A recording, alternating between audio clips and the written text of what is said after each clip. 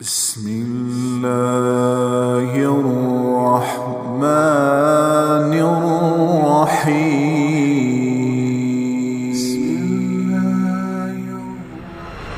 ترکی England ہماری جماعت گئی تھی تو میں قونیہ گیا، وہاں ہماری تشکیل نہیں تھی، لیکن میں نے کہا وہاں مولانا روم کے دربار پہ حاضری دینی، تو وہاں سے 900 کلومیٹر دور تھا، تو ہم فلائٹ لے کر گئے۔ اوہ میں حیران، دنیا میں پہلا مزار دیکھا جہاں ٹکٹ لگا ہوا تھا 20 لیرہ۔ 20 لیرہ کا مطلب کوئی 900 روپیہ، 45 روپے کا لیرہ تھا بھی جب ہم گئے۔ تو دنیا کا واحد دربار دیکھا، مزار دیکھا جہاں ٹکٹ لگا ہوا تھا۔ اتنے لوگ آتے ہیں، اور حیرت کی بات ہے کہ غیر مسلم زیادہ تھے، مسلمان کم تھے، عورتیں مرد، اور وہاں کھڑے ہوتے ہیں۔ باقاعدہ ان کی ڈیوٹی ہے کہ وہ، چونکہ ہمارے مغرب کی عورتیں ہوتی ہیں بیچاری، بہت مختصر لباس ہوتا ہے، تو ان کو وہ دیتی ہیں، پورا عبایا دیتے ہیں، وہ عبایا پہن کے جاتی ہیں، سر سکارف پہن کے جاتی ہیں، پھر دوسری طرف سے نکلتی ہیں تو اتار کے ان کے حوالے کر دیتی ہیں۔ تو انہوں نے، ترکی والوں نے اچھی خاصی کمائی بنائی ہوئی ہے۔ تو وہاں حاضری ہوئی تو مجھے یہ شعر یاد، شمس تبریز بھی ساتھ ہی، ان کی قبر ساتھ ہے، وہاں بھی ہمیں لے گئے۔ مولانا روم بڑے علم والے تھے، لیکن وہی خشک علم تھا جس میں کوئی معرفت کی چاشنی نہیں تھی، سوز و ساز نہیں تھا، سوز و گداز نہیں تھا، عشق و محبت نہیں تھی، خالی قیل و قال تھا۔ جیسے آج قیل و قال نے ہمیں توڑ کے رکھ دیا، مسجد سے بھی نفرت کی وہ ہوا چلی کہ فرقہ واریت کی آگ ایسی بھڑکی کہ روزانہ لاشیں گر رہے ہیں، نہ مارنے والے کو پتہ ہے میں کیا کر رہا ہوں، نہ مرنے والے کو پتہ ہے مجھے کیوں مارا جا رہا ہے، اور اس کے پیچھے ممبر پر بیٹھنے والے کو اللہ کا نہیں پتہ، اس کے اللہ کا رسول کا نہیں پتہ۔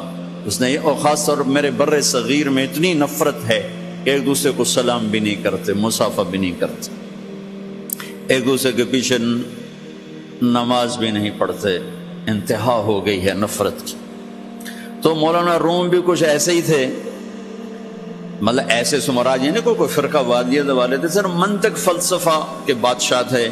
تو مسجد میں حوض کے کنارے بیٹھے ہوئے درس دے رہے تھے، اور ان کی کتابوں کا ڈھیر، کلمی کتابیں وہ سامنے رکھا ہوا تھا۔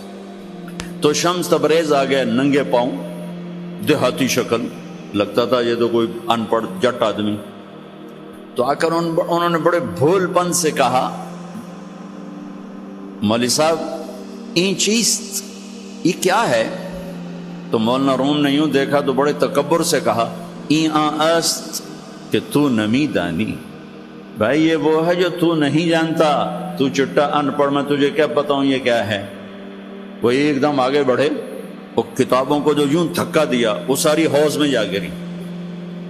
اب وہ زمانہ پریس کا تو تھا نہیں، میں چلو 2-4 اور لے کے آ جاؤ، وہ تیرا بیڑا غرق و بدبخت، اور تو نے میری ساری زندگی کی محنت برباد کر دی۔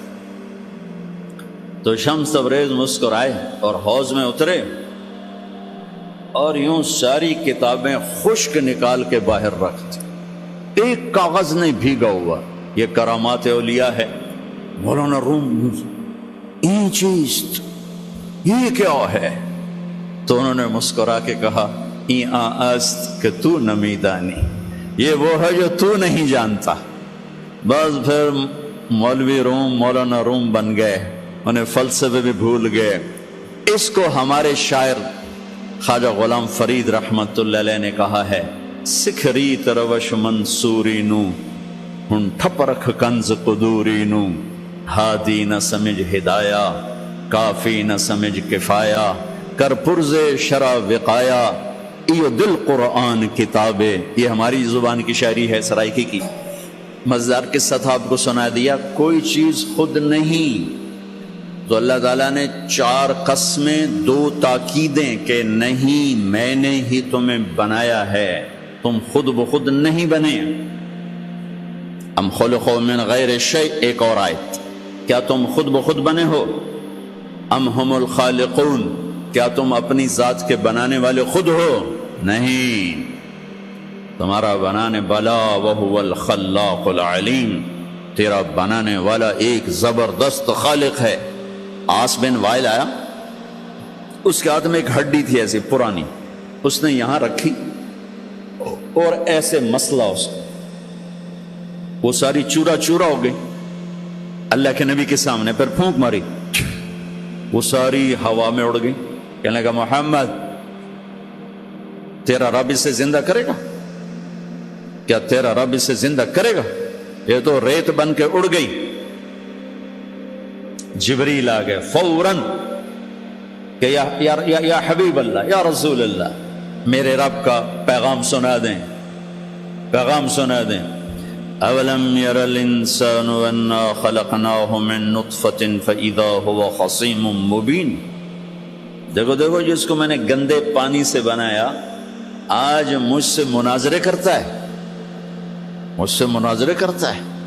وضرب لنا مثلا ونسی خلقہ، اور مجھے مثالیں دیتا ہے کہ اسے کون زندہ کرے گا، اور اپنی پیدائش بھول گیا۔ قال من یحیی العظام وہی رمیم، کہتا ہے اس ہڈی کو کون زندہ کرے گا؟ قل، کہو میرے حبیب، یحییھا الذی انشأھا اول مرہ، اسے وہ زندہ کرے گا جس نے اسے پہلے بنایا تھا۔ وہو بکل خلق علیم، اس کو پتہ ہے میری مخلوق کہاں، میرے رب کا علم تو دیکھو۔ کتنے انسان چورا چورا ہو گئے، اور کتنے ہم چورا چورا ہونے والے ہیں۔ کتنوں کو زمین کی جنبش نے، گردش نے، کروٹ نے قبر سے نکالا اور ان کی ہڈیوں کی ریت کو فضا میں بکھیر دیا۔ کتنے پانیوں میں بہہ گئے، جانوروں نے پھاڑ دیا، آگ میں جل گئے، قبروں میں رل گئے، اور ایک قبر میں 100 اکٹھے ڈال دیے گئے، اور پھر آ رہے ہیں آخری انسان تک چورا چورا ہو کے بکھر گئے۔ 7 چوپائے، 7 پرندے، 7 مچھلیاں، 7 جانور، ساری کائنات کی زندہ چیزیں سب کٹھی ہیں، اور ایک رب کا حکم ہوگا فَإِذَا هُم مِّنَ الْأَجْدَاثِ إِلَىٰ رَبِّهِمْ يَنْسِلُونَ، اللہ ہم سب کو قبروں سے کھڑا کر کے زندہ کر کے دکھا دے۔ ہاں مجھ سے کہتا ہے زندہ کون کرے گا؟ آپ اسے کہیں جس نے یہ کچھ نہیں تھا اور اسے بنایا تھا وہی زندہ کر۔ تو اللہ تعالیٰ نے انسانی تخلیق میں 4 چیزوں کا ذکر کیا ہے، 2 غذائیں ہیں، 2 روحانی مقامات ہیں۔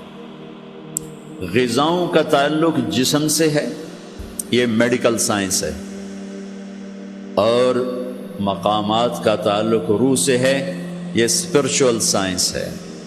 یہ 2 چیزیں جس مرد عورت میں صحیح ہوں گی وہ خوبصورت انسان ہوگا، فی احسن تقویم۔ اگر یہ نہیں ہوں گی تو وہ اس احسن تقویم کی چوکٹ سے نکل جائے گا۔